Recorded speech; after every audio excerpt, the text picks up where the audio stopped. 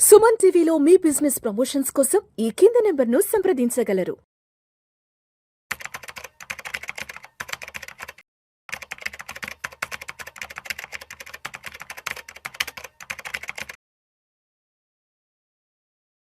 నమస్తే, welcome to Vishnu talks. నేను విష్ణు. ప్రస్తుతం నాతో పాటు certified financial planner and certified wealth manager Madhavi Reddy గారు ఉన్నారు. వారితో మాట్లాడదాం. నమస్తే మాధవిరెడ్డి గారు. నమస్తే అండి. మాధవిరెడ్డి గారు, welcome to weekend market outlook analysis. Thank you. ఒకసారి శుక్రవారం నాడు, అంటే ఫిబ్రవరి 20 శుక్రవారం నాడు మార్కెట్ ఎక్కడ క్లోజ్ అయిందో చూద్దాము. సెన్సెక్స్ విషయానికి వస్తే 316 పాయింట్ల లాభంతో 82,814 వద్ద క్లోజ్ అయింది. నిఫ్టీ విషయానికి వస్తే 116 పాయింట్ల లాభంతో 25,571 వద్ద క్లోజ్ అయింది. బ్యాంక్ నిఫ్టీ విషయానికి వస్తే 432 పాయింట్ల లాభంతో 61,172 వద్ద క్లోజ్ అయింది. సో మొత్తానికి ఈ వారం అంతా మార్కెట్లు 5 రోజులు పనిచేస్తే దాంట్లో 4 రోజులు పాజిటివ్ గా క్లోజ్ అవ్వడం జరిగింది. ఒక్క గురువారం మాత్రం విపరీతమైన ఫాల్ చూడడం జరిగింది మార్కెట్లలో. అండ్ ఇంకొక ముఖ్యమైన విషయం, మాట్లాడుకోవాల్సిన ముఖ్యమైన విషయం ఏంటంటే, గత సంవత్సర కాలంగా ప్రపంచ దేశాల మీద ఎడాపెడ టారిఫ్లు వేస్తూ ప్రపంచ దేశాలను ఇబ్బంది పెట్టిన ట్రంప్ కు అమెరికా సుప్రీంకోర్టులో అయితే చుక్కెదిరింది. అక్కడ అత్యున్నత న్యాయస్థానం ట్రంప్ గట్టిగానే చురకలంటించింది. సో మీ ఇష్టానుసారంగా మీరు ప్రపంచ దేశాల మీద ఈ సుంకాలు విధించడం కరెక్ట్ కాదంటూ కూడా ఒక చెంపపెట్టు తీర్పు కూడా ఇవ్వడం జరిగింది. సో ఏంటి ఇదంతా ఎలా చూడొచ్చుంటారు అసలు? సో మార్కెట్ లో అయితే అన్సర్టనిటీ అనేది చాలా హైట్స్ లో పీక్స్ లో ఉన్నట్టుగా కనిపిస్తుందండి. దానికి సూచనగా మనకి వాల్టిలిటీ ఇండెక్స్ అంటాం. మన దగ్గర వాల్టిలిటీ ఇండెక్స్ అనేది ఒక 10% పెరిగింది. అలానే మనకి వాల్టిలిటీ ఇండెక్స్ కూడా 13 లెవెల్ వరకు వెళ్ళింది. So what it is indicating ఏంటంటే మార్కెట్ లో చాలా వాల్టిలిటీ అనేది జరుగుతుంది. సో అందరూ కూడా చాలా జాగ్రత్తగా ఉండాలి. ఎందుకంటే ఇది మనకి మీరు లాస్ట్ వీకే చూసుకుంటే ముందేమన్నారు, అంతా కూడా ఇరాన్ యుఎస్ మధ్య ఏదైతే న్యూక్లియర్ అగ్రిమెంట్ ఉంటుందో అది ఫెయిల్ అయ్యింది, డిస్కషన్స్ ఫెయిల్ అయ్యాయి.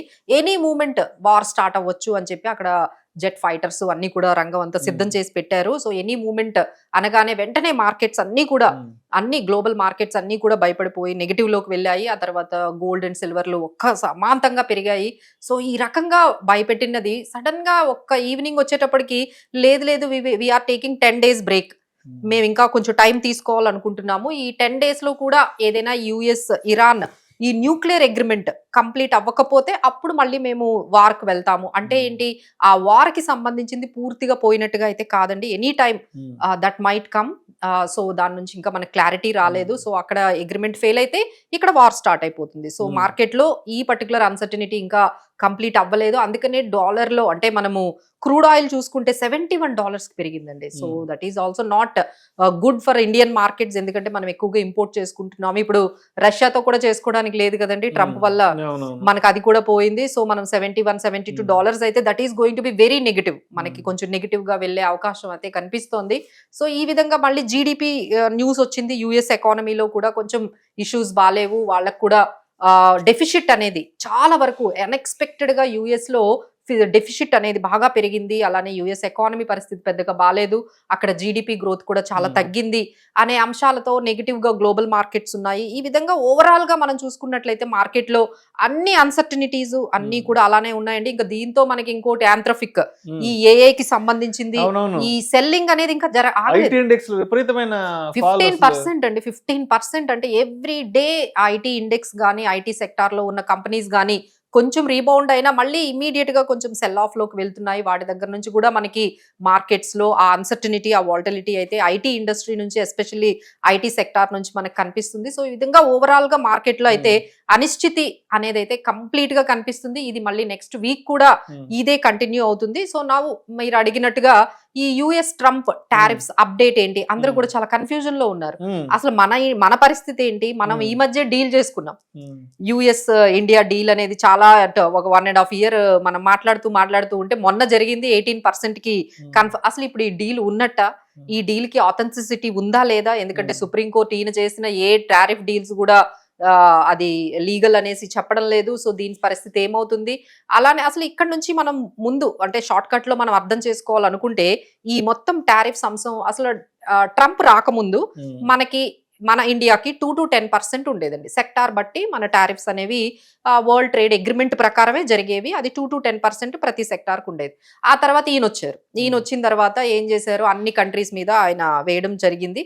ఆ 50% వరకు తీసుకెళ్లిపోయారు. మనం రష్యా ఆయిల్ కొంటున్నామని ఒక్కసారిగా ఆయన 50% టారిఫ్స్ వేశారు. ఆ తర్వాత 25% రీసెంట్ గా ఆయన 18%కి మనం కంప్లీట్ గా డీల్ చేసుకున్నాము. సో ఇది ఇప్పుడు మన పరిస్థితి ఏంటి అంటే, ఇప్పుడు మనకి మళ్ళీ పూర్వంగా అంటే ఆయన రాకముందు ఏదైతే 2 to 10% ఉందో అదే ఇప్పుడు పడుతుందా ఇండియాకి, అది మనకి ఇంకా తెలుస్తుంది. కానీ ఈయన ఏంటంటే నా దగ్గర ప్లాన్ బి ఉంది, నేను ఆల్రెడీ చాలా రెడీగా ఉన్నాను, భయపడేవాడిని కాదు, ఇప్పుడు మీ అందరికీ కూడా ఇంకో 10% ఎక్స్ట్రా వేస్తానని కొత్తగా ఈయన నేను చాలా డిసప్పాయింట్ అయ్యాను. యుఎస్ సుప్రీం కోర్టు ఈ విధంగా తీర్పు ఇస్తుందని మేము ఎక్స్పెక్ట్ చేయలేదు. సో మేము కూడా ఊరుకోము, మా దగ్గర చాలా సెక్షన్స్ ఉన్నాయి, మా దగ్గర ఆ సెక్షన్స్ తో మేము మళ్ళీ ఒక 10% ఎక్స్ట్రా టారిఫ్స్ వేస్తాము అన్ని కంట్రీస్ మీద అనుకున్నారండి. బట్ ఎటు అయినా అంటే ఒకవేళ ఈ యుఎస్ లో మనకి ఇద్దరు అంటే ట్రంప్ గెలిస్తే మనకు అదే 18% కంటిన్యూ అవుతుంది.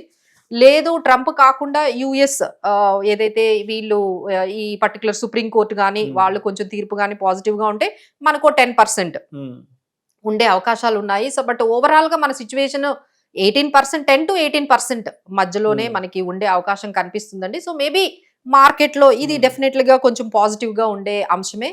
So not only Indian markets, మిగతా కంట్రీలు అన్నిటి మీద కూడా వేశారు కదండి. సో అందరికీ కూడా ఇది కొంచెం రిలీఫ్ వచ్చేది. ఏ మాత్రం కొంచెం తగ్గినా they feel like it is very positive for the market. So మనకి ఈ పాజిటివిటీ అనేది మేబీ మార్కెట్ లో మండే రోజు కనిపించవచ్చు. సో అయితే ఇప్పుడు అమెరికా ఇరాన్ కి సంబంధించి కూడా కొంత ఏదో యుద్ధ వాతావరణం వచ్చింది. ఆ ఇంపాక్ట్ మన గురువారం మార్కెట్ల మీద కూడా పడింది కాబట్టి సరే ఇప్పుడు మొత్తానికి అంటే మనం చెప్పాలంటే అమెరికా సుప్రీం కోర్టు పుణ్యమా అని కొంతలో కొంత ట్రంప్ నుంచి కొంత రిలీఫ్ వచ్చిందేమో అనిపిస్తుంది. కొంత అంటే ట్రంప్ సైలెంట్ అవ్వడానికి సుప్రీం కోర్టు అయితే మనకి కొంత మంచిగా చేస్తుంది అనుకోవచ్చు. కానీ ఇప్పుడు అమెరికా ప్లస్ ఇరాన్ కి సంబంధించిన కొంత వాతావరణం, అక్కడ సరిహద్దుల వెంబడి అమెరికా వాళ్ళు సైన్యం కూడా మోహరించారు కాబట్టి ఇంపాక్ట్ కొంత క్రూడ్ మీద బాగా పడిందండి. సో క్రూడ్ ఆల్మోస్ట్ $71-72 అయింది. సో ఒకవైపు ఈ పర్టికులర్ అనిశ్చితి అంటే ఇప్పుడు ఈ రెండు అన్సర్టనిటీస్ ఏనండి, రెండిట్లో కూడా క్లారిటీ లేదు మనకి. ఇప్పుడు యుఎస్ సుప్రీం కోర్ట్ ఏం చెప్తుంది, ఈయన దగ్గర ఉన్న ప్లాన్ ఏలు ప్లాన్ బీలు అన్ని ఈయన ఏం చేస్తారు, ఆ తర్వాత మళ్ళీ అది ఏ విధంగా రివర్స్ అవుతుంది, ఫైనల్ గా ఆ అన్సర్టనిటీ అనేది టారిఫ్స్ గురించి మనకి కనిపిస్తుంది. బట్ ఇందులో ఏంటంటే పాజిటివ్ గా మనకి చూసుకునేది ఏంటంటే ఫార్మాక్ గానీ, ఐటీ గానీ, లేకపోతే ఆటో గానీ మనం ఏమైతే ఎక్స్పోర్ట్స్ చేస్తున్నామో ఈ టారిఫ్స్ గానీ కొంచెం తగ్గినా మనకి ఈ 3 సెక్టార్లు చాలా పాజిటివ్ గా ఉంటాయండి. సో ఇది మనం గమనించవచ్చు. సో నెగటివ్ అంశం ఏంటంటే ఈ ఇరాన్ నిజంగానే ఈ ఇరాన్ యుఎస్ ఫైనల్ గా ఒక డీల్ కుదుర్చుకొని ఒక సెటిల్మెంట్ కి ఈ న్యూక్లియర్ అగ్రిమెంట్ మీదుగా వచ్చినట్లయితే కొంచెం అది కూడా పోయినట్టే. బట్ ఇవన్నీ కూడా అన్సర్టనిటీ ఏనండి. అలానే ఇంకొకటి ఉంది, అదేంటంటే ఫెడ్ రేట్ కట్.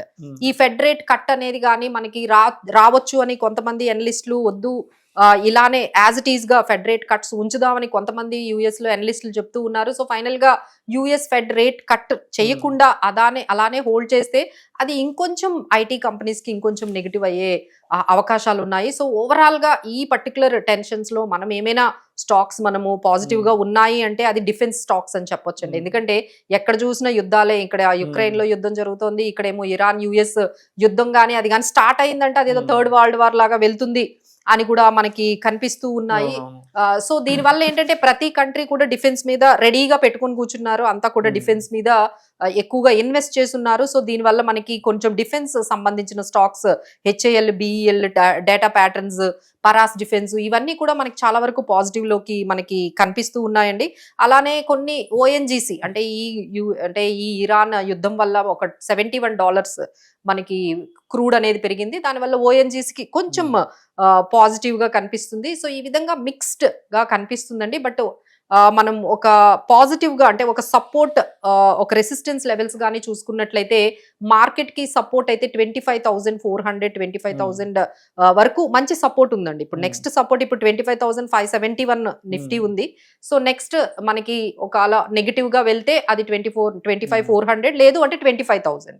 సో ఇది మనకి రేంజ్. లేదు మార్కెట్స్ కొంచెం పాజిటివ్ గా మండే రోజు కానీ వెళ్ళినట్లయితే definitely it may take towards 25,800, 25,900 కూడా వెళ్ళే ఛాన్సెస్ అయితే కనిపిస్తుందండి. సో ఓవరాల్ రేంజ్ అయితే మనకి 25,400 నుంచి 25,800 ఈ రేంజ్ లో మనకి నెక్స్ట్ వీక్ Yes. కనిపించే అవకాశాలు ఉన్నాయి. సో అయితే మాధవరెడ్డి గారు, అంటే ఇప్పటి వరకు ఉన్న అంటే మార్కెట్లో ఉన్న సినారియోస్ దృష్టిలో ఉంచుకొని నేను ప్రపంచవ్యాప్తంగా గ్లోబల్గా ఉన్నటువంటి అన్సర్టనిటీస్ని దృష్టిలో ఉంచుకొని అంటే ఇప్పుడున్న సిచ్యువేషన్లో మార్కెట్లో ఏదన్నా కొంత అనుకూల వాతావరణం ఉన్న స్టాక్స్ ఏమన్నా ఉన్నాయా, కొంత పాజిటివ్ ఈ స్టాక్స్ పాజిటివ్గా ఉన్నాయంటే అవును.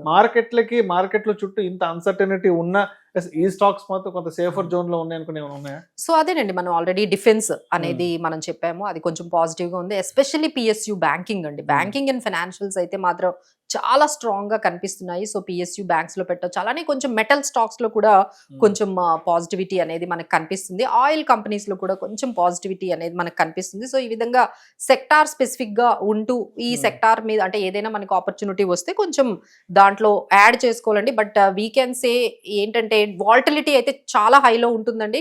ఎవరైతే ట్రేడర్స్ ఉన్నారో వాళ్ళైతే చాలా చాలా జాగ్రత్తగా ఉండాలి. నెక్స్ట్ వీక్ అంటే లాస్ట్ వీక్ కూడా వాల్టిలిటీ ఉంది, ఈ నెక్స్ట్ వీక్ కూడా, ఎందుకంటే వీటి మీద ఎటువంటి క్లారిటీ రాలేదు కాబట్టి ఐదర్ ఇరాన్ యుఎస్ వార్ ఆగిపోయిందా లేదా అనేది అక్కడ కూడా క్లారిటీ లేదు. అలానే యుఎస్ టారిఫ్స్ మన ఇండియన్ మార్కెట్స్ మీద ఏ విధంగా మనకు ఆ యుఎస్ ట్రేడ్ డీల్ అలానే ఇంటాక్ట్ ఉంటుందా, ఈ 18% రీసెంట్ గా చేసుకున్న డీల్ దాని మీద ఏమైనా ఇంపాక్ట్ పడుతుందా, ఇవన్నీ తెలుసుకోవడానికి అయితే ఒక 2 days మనకి 2-3 days మార్కెట్ లో ఈ వచ్చిన ఇన్ఫర్మేషన్, అంటే ఇప్పుడు సాటర్డే సండే వచ్చిన ఇన్ఫర్మేషన్ అంతా మనకి మండే రోజు ఆబ్వియస్లీ ఇంపాక్ట్ పడుతుంది కాబట్టి, సో ఇన్ఫర్మేషన్ బట్టి వాల్టిలిటీ అయితే మాత్రం చాలా ఎక్కువగా ఉంటుందండి. ట్రేడర్స్ అయితే చాలా జాగ్రత్తగా ఉండాలి. ఇన్వెస్టర్స్ అయితే మాత్రం కొంచెం మళ్ళీ పానిక్ సెల్లింగ్ అయితే వెళ్ళొద్దండి. ఎందుకంటే ఏది జరిగినా మనకి ఇది కొంచెం పాజిటివ్, ఎందుకంటే టారిఫ్స్ అనేది మేబీ ఇలా అయినా ఉండొచ్చు, లేదు ఇంతకన్నా తగ్గొచ్చు కాబట్టి మనకి అందులో నెగిటివ్ అయితే ఏం కనిపించలేదు. అండ్ యుద్ధ భయం అయితే పూర్తిగా పోలేదు. దాని గురించి అయితే కొంచెం కాషియస్ గా ఉండాలి. Right. Thank you so much Madhu Reddy గారు.